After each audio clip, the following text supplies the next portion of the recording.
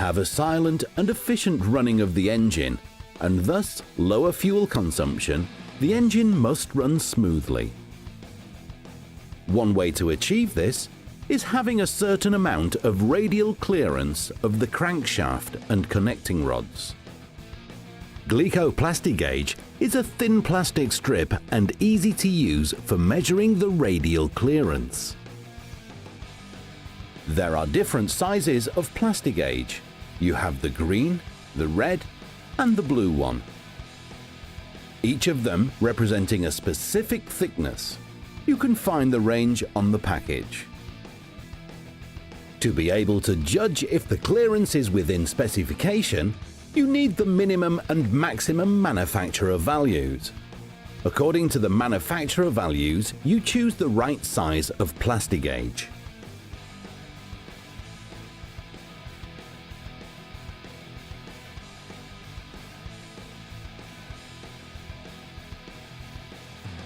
Then remove the main bearing cap. Make sure to put it back later on in the same position as you removed it. Clean the surface of the crankshaft and the bearing.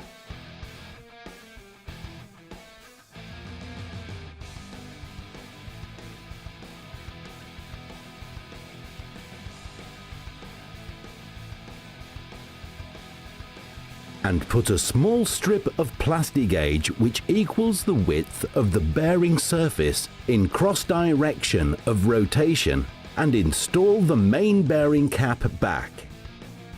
Tip: use a little bit of grease to hold the Plastigage in place.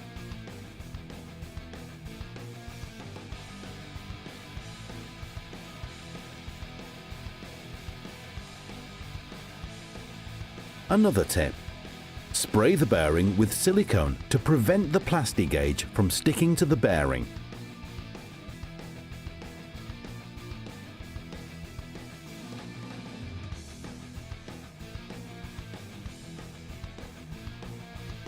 What exactly happens in between the main bearing cap and the journal with the Plastigage? Let's have a look.